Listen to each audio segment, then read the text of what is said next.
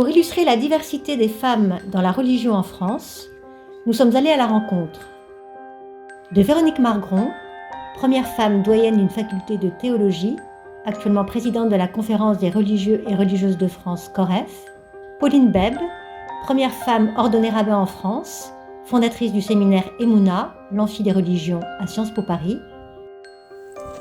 En complément des deux entretiens que nous avons réalisés avec Véronique Margron et Pauline Bèbe, nous recommandons vivement le livre de Keïna Baloul, Mon Islam, ma liberté. Alors me présenter, c'est assez simple. Voilà, je ne suis pas issu d'un milieu catholique, en tout cas pas du tout catholique pratiquant, catholique de tradition, mais pas du tout pratiquant.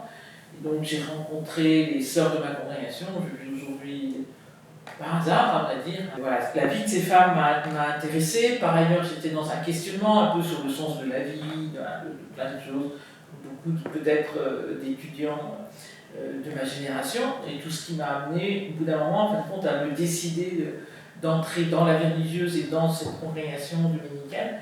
Alors, pendant ces années-là, je travaillais avec des mineurs en danger à la protection judiciaire de la jeunesse. Voilà, donc j'y suis entré dans un monde quand même auquel je ne connaissais rien, ce qui a peut-être été aussi ma chance, parce que je n'avais aucune idée préconçue. J'ai assez vite fait des études de théologie, ce qui, je pense, m'a sauvé et structuré dans la foi comme dans l'intelligence. Puis, finissant mes études, on m'a proposé d'être professeur de théologie morale, parce que j'avais fait des études de théologie avec une spécialisation en éthique théologique, donc toutes les questions de sens, de souffrance, les questions liées à la bioéthique, enfin voilà, tout cela était mon pain quotidien. Et donc j'ai enseigné, je suis devenu doyen de la faculté de théologie à l'Université catholique de l'Ouest à Angers. Et puis quelques années plus tard, je saute les étapes, j'ai été élu par ma propre congrégation comme responsable pour la France de la congrégation, puis président de l'ensemble des religieux et religieuses de France, où je suis toujours. J'ai eu une éducation au service de l'autre, on va dire, auprès de mes parents qui étaient avocats et médecins respectivement. Et donc c'est l'humain qui m'a passionnée. Puis le judaïsme, qui m'a été enseigné une fois par semaine à la synagogue de la rue Copernic. Et ensuite, j'ai été passionnée par les textes et j'ai décidé d'y consacrer ma vie, donc à peu près à l'époque où j'ai célébré ma bat mitzvah, c'est-à-dire ma majorité religieuse, donc à 13 ans. Et après, j'ai essayé de voir un petit peu comment je pouvais faire ces études, puisqu'il n'y avait pas d'institut de formation en France, en tout cas pour les libéraux, il y avait pour les orthodoxes, mais ils n'acceptaient pas les femmes. Et donc j'ai dû m'expatrier pour faire ces études. J'ai commencé mes études ici en France et puis je suis allée en Angleterre et en Israël pour les terminer et devenir rabbin en 90. Alors, dans l'Église catholique, moi je dois dire que j'ai plutôt eu de la chance, c'est-à-dire que, y compris comme première femme doyenne d'une faculté de théologie en France, je ne peux pas du tout dire que j'ai eu de difficultés. J'avais plus des difficultés, mais assez objectives, de langage, c'est-à-dire que quand vous rencontrez des évêques, ce qui est le cas des doyens de faculté de théologie, parce que dans les universités catholiques, il y a des évêques protecteurs, donc qui sont souvent les évêques fondateurs de l'université, je me trouvais pas tellement dans un monde d'hommes, mais dans un monde de clercs, que je ne connaissais quand même pas forcément très bien, qui a son propre langage.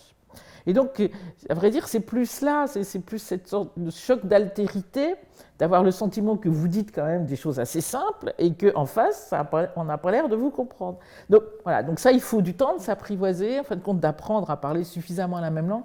Mais moi, je ne peux pas dire que j'ai été victime de machisme ou de forme de sectarisme. C'est déjà le judaïsme libéral qui est né sous l'influence de l'ère des Lumières, s'est implanté d'abord aux Pays-Bas et puis en Allemagne, s'est fortement développé en Allemagne. Et il y avait donc un séminaire rabbinique de formation pour les hommes et les femmes à Berlin. Et c'est ces études qui ont été suivies par la rabbinerin Regina Jonas, donc première femme à être rabbin dans le monde. Elle a été ordonnée en 1938, juste avant la guerre, par son professeur de Talmud. Puis elle a exercé un petit peu à Berlin et on a retrouvé son existence après la chute du mur de Berlin. Et elle a exercé ensuite dans le camp de Theresienstadt et elle a été déportée à Auschwitz. Il a fallu attendre 1972 pour que Sally Prissand soit nommée et ensuite, je crois, les années 80 pour que la première femme rabbin soit nommée Jackie Tabik, avec qui j'ai des contacts et je travaille. Jackie Tabik qui a été nommée première femme rabbin en Angleterre. La réception du Concile Vatican II, je pense que c'est une réception qui est toujours complexe, en tout cas dans l'Église en France, mais je pense que ça n'est pas que dans l'Église en France. C'est-à-dire qu'à la fois, je pense que c'est un courant qui, heureusement, j'espère, je veux le croire, reste très largement majoritaire chez les responsables d'Église, les évêques, les prêtres, vraiment très très large, les laïcs en responsabilité, a fortiori même, très largement dans les gens qui font vivre l'Église. Maintenant, il y a des courants très réfractaires, très identitaires, pour lesquels Vatican II est la cause de tous les malheurs de l'Église, de la sécularisation, de la désertion relative de paroisses, de la perte d'un rapport au sacré. Enfin, voilà, si vous voulez, à vrai dire, si vous voulez dire que si vous voulez tuer votre chien, vous dites qu'il a la rage. Enfin, je pense que c'est grosso modo le même principe. Donc, ça n'est pas... Voilà, cette réception est loin d'être terminée. En plus, et c'est normal, il nous faut aussi avoir une lecture. Le Concile, ce sont le début des années 60, il faut aussi avoir une lecture critique. Par exemple, on se rend compte aujourd'hui, face à la crise des agressions et des abus sexuels dans l'Église, que la place de l'évêque donnée par Vatican II est trop forte. Alors, dans le contexte, on comprenait bien, c'était pour rééquilibrer la place du Saint-Siège, et en particulier du pape, en disant mais il faut donner de l'autorité à ce qu'on appelle dans le langage canonique l'ordinaire du lieu, donc l'évêque du lieu. Mais on voit bien qu'on lui en a donné trop, c'est-à-dire on a fait de l'évêque du lieu une sorte de petit pape. Ce qui fait que les évêques qui n'ont pas vu ou qui n'ont pas voulu dénoncer, tout cela a pu durer des décennies. Donc on voit bien aussi qu'il y a des choses à réinterpréter, et c'est bien normal, car aujourd'hui, nous sommes bientôt 60 ans après Vatican II, donc il y a un fond pour lequel il faut toujours se battre pour qu'il soit reçu, vécu, intégré à la vie des communautés. Et puis, il y a des points sur lesquels il faut pouvoir discuter. La question, c'est bien que l'Église se portera mieux, l'Église catholique, dans la mesure où son animation, sa gouvernance sera ressemblant avec la réalité des communautés chrétiennes.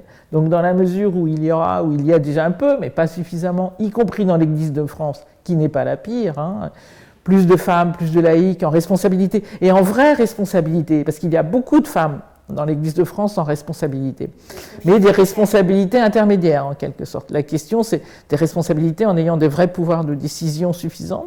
Bon, plus on fera cela, plus tout simplement la gouvernance ressemblera à ce qu'est la communauté catholique, et donc mieux elle se portera, et plus les plus vulnérables seront protégés, parce que plus il y aura d'altérité, et là où il y a de l'altérité, on protège mieux les plus fragiles.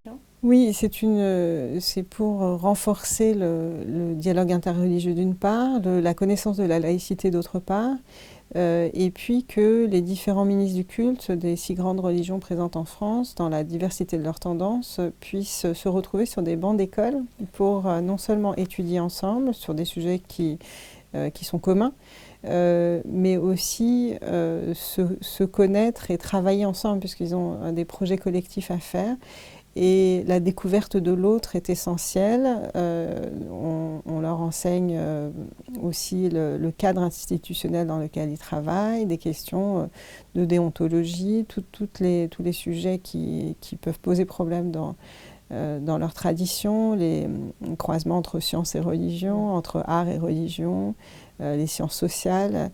Voilà, donc c'est un programme qui dure 1 an avec 18 journées et c'est un programme de transformation. Donc les personnes qui arrivent, en général, n'ont pas eu l'occasion de rencontrer des prêtres, des rabbins, des imams, des pasteurs dans une même formation. Ils ont étudié chacun un peu dans leur coin. Tous les séminaires sont différents. Il y en a quelques-uns qui pratiquent un tout petit peu le dialogue, qui font venir des gens d'autres religions. Mais beaucoup de personnes ne sont Par exemple, pour des chrétiens, jamais rentrer dans une mosquée, pour des musulmans, jamais rentrer dans une synagogue, pour des juifs, jamais rentrer aussi dans des lieux de culte différents. Donc c'est l'ouverture à l'autre et puis comment vivre en harmonie dans le cadre de la laïcité à la française. C'est-à-dire la diversité religieuse, c'est un indicateur de démocratie comme toute diversité dans une société, quoi. C'est-à-dire que de pouvoir célébrer sa religion en paix, sans vouloir faire des autres des adeptes de cette propre religion, donc sans prosélytisme particulier, mais non plus sans devoir se cacher au fin fond des caves, hein, ni l'un ni l'autre, tout simplement pouvoir vivre un parmi d'autres dans sa tradition religieuse, dans le respect des règles républicaines, et en se disant que plus ces traditions dialoguent entre elles, plus la société est bénéficiaire, parce que ces traditions, toutes nos traditions religieuses, sont porteuses du pire, mais sont aussi porteuses du meilleur, en termes de tradition philosophique, en termes de sagesse, en termes de charité aussi, hein, d'exercice de la générosité, d'invention quand même, dans le souci de l'autre. Donc, pendant des années, le dialogue interreligieux affirmait que nous étions tous pareils et niait les différences. Et je crois qu'on est passé au deuxième niveau, plus intéressant à mon avis, c'est de dire nous parlons à partir de nos différences. Certes, nous avons des choses en commun, c'est notre humanité, mais nous avons des différences. Et pouvoir parler à partir de ces différences, je pense que c'est essentiel. Voilà. Il faudrait que ce dialogue interreligieux fasse partie d'une éducation générale. Le problème en France, c'est qu'on ne parle pas des religions à l'école. Et je pense que c'est un problème. Je pense qu'on devrait enseigner les religions comme on enseigne les grandes idées philosophiques, la psychologie. Elles sont la base de notre culture et on peut les enseigner de manière laïque et républicaine. Donc j'espère qu'un jour les certifiés des Mouna pourront intervenir plus largement à 2 ou 3, encore une fois, quand on voit arriver un imam, un rabbin et un prêtre, et que ce n'est pas une blague, mais c'est la réalité, c'est une image qui conforte dans la rencontre et le dialogue, quand ils sont amis et qu'ils rient ensemble et qu'ils ont une complicité. Je pense que ça dit beaucoup plus que de longs discours. Et ce dialogue-là, il devrait commencer à partir de la maternelle. Ce sont des sujets qui peuvent être abordés de manière historique, scientifique.